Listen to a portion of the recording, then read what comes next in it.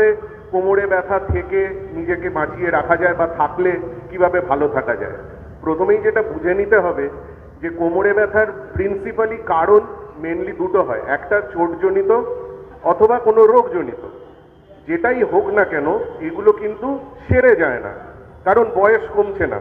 এইটা মাথায় রাখতে হবে। আমার জ্বর হলো, সর্দি হলো, সেরে যাবে, কিন্তু কোমরে ব্যথা যদি চোটজনিত বা কোনো রোগজনিত কারণে আসে, সেটা একটা স্ট্রাকচারাল ডিফেক্ট হয়ে গেল।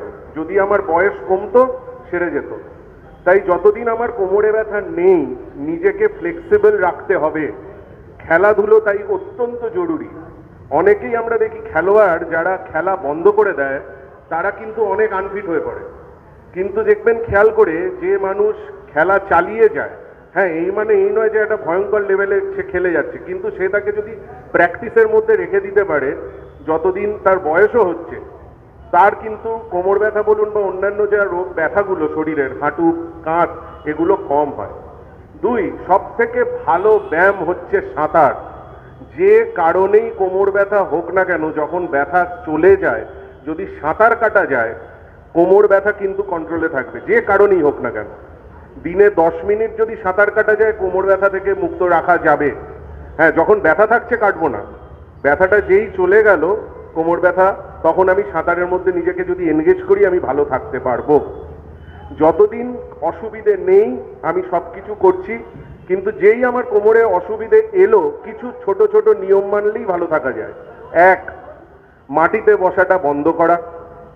দুই, যদি সামনে ঝুঁকতে হয়, আমরা বলি সামনে ঝুঁকো না, সেটা তো সম্ভব নয়। সামনে কখনো না কখনো ঝুঁকতেই হয়, কিছু একটা পড়ে গেল সেখানে তো কি কোনোভাবে আমি যদি হাঁটু মুড়ে বসতে বলি পরে হাঁটুর সমস্যা এসে যাবে।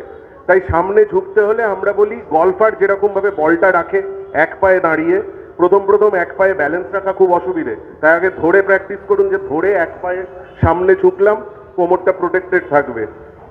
তিন, ওজনটাকে কন্ট্রোলে রাখা। যদি ওজন বাড়ে, বিশেষ করে যদি ভুঁড়ি বাড়ে, ভুঁড়ি হচ্ছে যে যে আমাদের মেরুদণ্ড, ওটাকে সামনের দিকে আরো বেঁকিয়ে দেবে।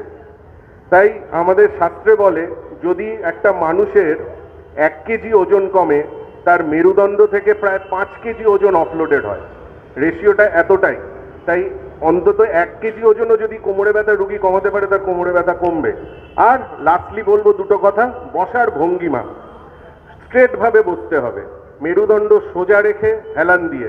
প্রথম প্রথম অসুবিধা হবে, ওই যে যেমন হঠাৎ করে ব্যায়াম শুরু করলে সারা গায়ে হাত পায়ে ব্যথা হয়, বা খেলা খেললে 2 দিন খেললেই আবার চলে যায়।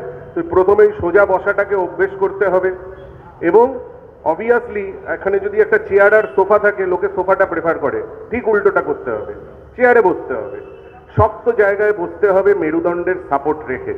8 ঘন্টা বসা হলো, একটু পায়চারি করে আবার বসা।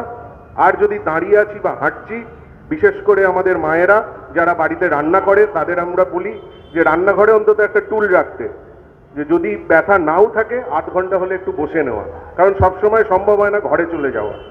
তাই এই ছোটোখাটো জিনিসগুলো যদি আমরা মেনটেন করি ভালো থাকা যায়। হঠাৎ করে ব্যথা হলেই ব্যথার ওষুধ খাওয়ার দরকার নেই বা ডাক্তারের কাছেও যাওয়ার দরকার নেই।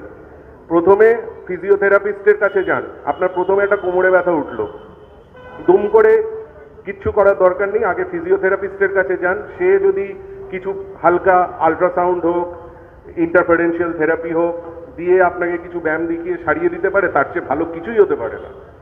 তাতে না কমলে ডাক্তারবাবুর কাছে যান। ডাক্তারবাবু তখন আপনার বুঝতে হবে যে হ্যাঁ তাহলে একটা কোমর ব্যথার ডেফিনিট কারণ রয়েছে, সেই কারণটাকে অ্যাসেস করে তার চিকিৎসা করা প্রয়োজন।